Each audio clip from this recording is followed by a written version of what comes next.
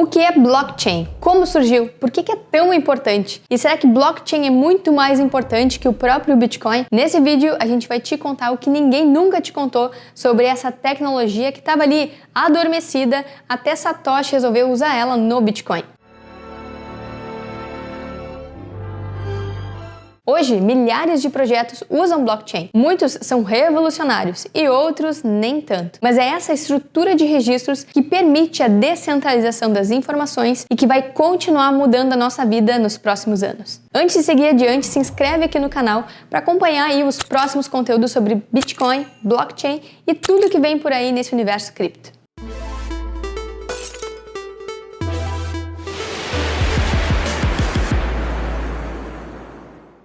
Blockchain nem tinha nome quando foi criada em 1991, quase 20 anos antes do Bitcoin, por dois caras chamados Stuart Haber e Scott Stornetta. Eles trabalhavam na Xerox. Sim, na Xerox. Quem imaginaria essa ironia? Os caras trabalhavam para uma empresa que criou a fotocopiadora e depois criaram uma tecnologia que não permite você copiar nada. Bom, o Stuart e o Scott tiveram esse impulso de criar um sistema de registros digitais que fosse imutável porque aconteceu um escândalo com um paper, um artigo de biologia que tinha sido fraudado na época. Conseguiram alterar o que estava escrito no artigo usando uma tinta especial. O Stuart e o Scott ficaram chocados com isso e pensaram: se é tão fácil falsificar dados registrados em papel, digitalmente isso é ainda muito mais fácil. É só apertar o botão delete.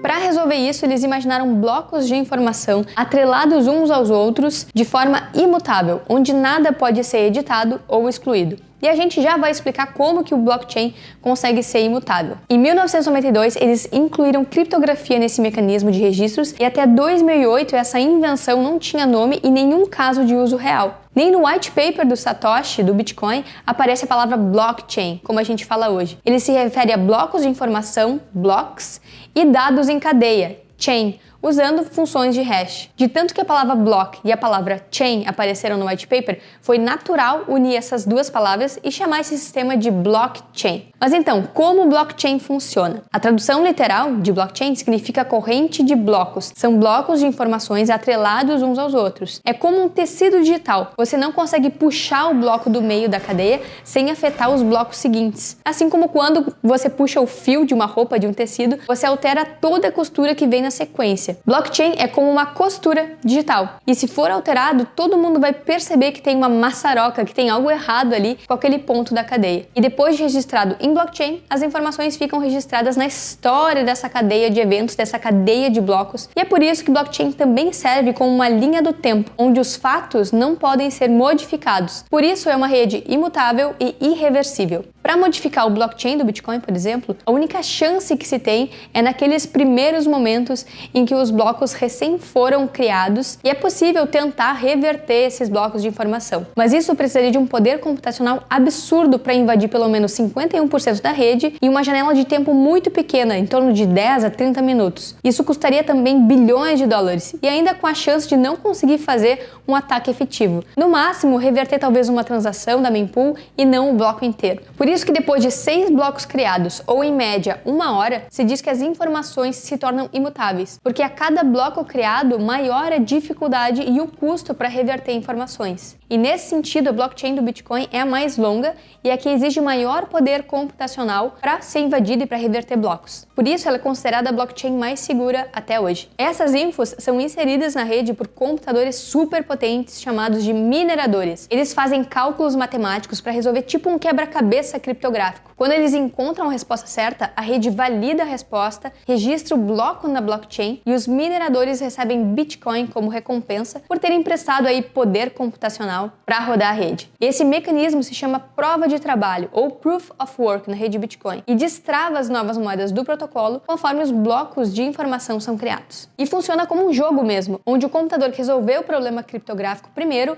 recebe os Bitcoins da rodada. Os mineradores, eles ficam competindo entre si o tempo todo para ver quem chega primeiro no cálculo e recebe os Bitcoins do próximo bloco. E são poucos, só vão ser criados 21 milhões de Bitcoins até o ano de 2140. Tá, Carol, entendi, é uma corrente de blocos, você não consegue mudar as informações porque elas são amarradas umas às outras, mas como que isso acontece? Vamos supor que a gente esteja olhando para a blockchain do Bitcoin agora. Cada bloco contém informações sobre as transações financeiras feitas na rede, tipo, endereço A enviou 2 Bitcoins para o endereço B. E também tem uma marcação digital, um carimbo, de data data e hora, chamado timestamp. Todos esses dados formam o conteúdo de cada bloco e são misturados de forma aleatória e transformados em um hash. Hash é um código criptografado, tipo esse aqui que está na foto, que resume e identifica tudo que está dentro daquele bloco de informação. É a partir do hash que a mágica funciona. Depois de criado o hash 1 do bloco 1, ele vai ser inserido junto com o conteúdo do próximo bloco, do bloco 2. Será tudo misturado ou liquidificado de forma aleatória e vai formar justamente o hash 2. Por isso, o hash 2 resume todo o conteúdo do seu bloco e também do bloco anterior, porque o hash 1 foi inserido dentro do conteúdo do bloco 2. E assim sucessivamente. O hash 3 vai ser o resumo criptográfico do bloco 3, que também contém no seu conteúdo o hash do bloco 2 anterior. É através dessas funções de hash que acontece o encadeamento da rede, ou seja, os blocos seguintes sempre vão ter um resuminho dos blocos anteriores. E blockchain também pode ser considerado um sistema de registros distribuído. Todos os computadores que ajudam a processar a rede possuem cópias de todos os blocos de informação que já passaram, que já foram criados pela rede. Se qualquer informação for alterada, uma vírgula, um espaço, um acento, qualquer coisa, vai mudar o hash do bloco e não vai bater com toda a cadeia de hashes já consolidada. A rede não vai aceitar uma mudança, porque não fecha com a cópia do blockchain que todo mundo tem salvo nos seus computadores. É por isso que blockchain é um mecanismo extremamente resistente e inteligente. Você não depende mais de um único servidor para armazenar informação. Os dados ficam distribuídos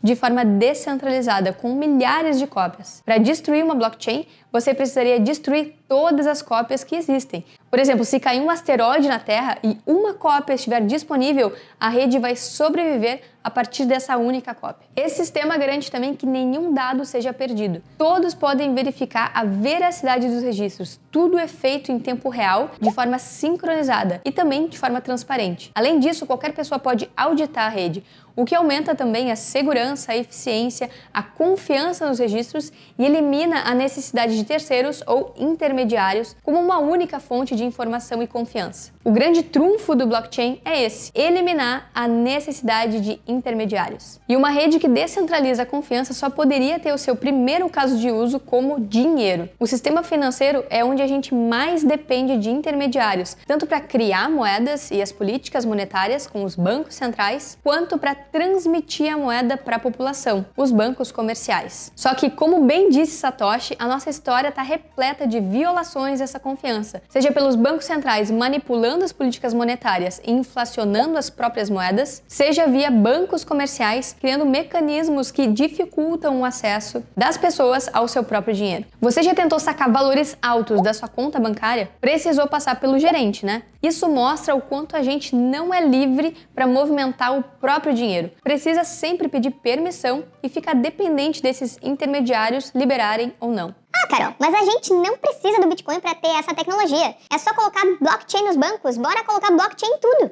Cara, blockchain não é nada mágico, não é só tacar blockchain em tudo e pronto, tá resolvido os problemas do mundo. Esse papo de blockchain sim e Bitcoin não reflete a falta de compreensão sobre onde está o valor disso tudo. O valor do Bitcoin está na descentralização e na união de várias tecnologias como blockchain e Proof of Work que tornam a rede segura. Sem uma moeda valiosa, não há incentivos para manter a segurança e para os mineradores investirem suas máquinas e eletricidade na rede Bitcoin. É pura teoria dos jogos. Se não houver uma moeda, se resolver usar só o blockchain, é preciso ter uma autoridade central decidindo quais transações ou quais blocos são válidos ou não. Aí não adianta nada, centraliza a rede e lá se vão todas as propriedades boas da descentralização. Tá passada? Para funcionar, uma rede descentralizada precisa ser neutra. Não importa quem você é, onde você mora, qual a sua aparência, qual o seu partido político, nada sobre você vai te impedir de usar a rede. A sua transação vai ser propagada independentemente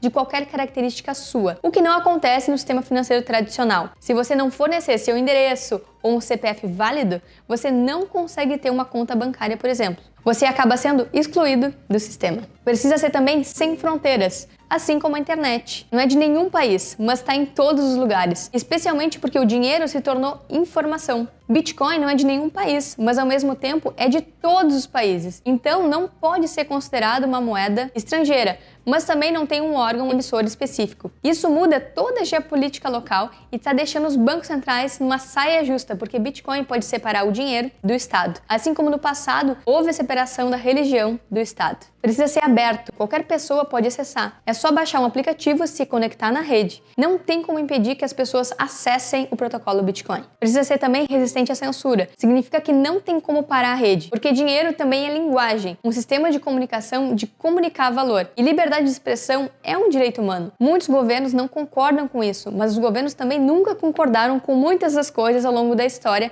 que foram demandadas pelas pessoas, como a separação da religião e o Estado e como o direito de voto de algumas pessoas, como o direito de voto das mulheres, por exemplo. Precisa também ser público. Quer dizer que os dados estão disponíveis para todo mundo verificar. Isso quer dizer que ninguém pode trapacear ou monopolizar essas informações. A grande revolução financeira está em perceber que agora o dinheiro virou um software, um protocolo. Dinheiro não é mais só o que nos dizem o que é ou o que não é dinheiro. Ao mesmo tempo que isso muda a nossa visão secular sobre a fisicalidade do dinheiro, a gente retoma também a confiança no valor das coisas, através de uma revolução financeira que nos garante que o dinheiro não pode mais ser manipulado, inflacionado ou corrompido através da decisão de terceiros. A blockchain Bitcoin é muito parecida com a internet lá no seu início, um protocolo aberto onde todo mundo pode participar e usar da forma como quiser. Claro que existem vários outros protocolos e blockchains para além da blockchain Bitcoin, mas ela é que tem todas essas características de forma mais forte nesse momento. E se a internet já mudou a vida no planeta Terra, imagina o que o Bitcoin não vai fazer. Até a próxima e opt out!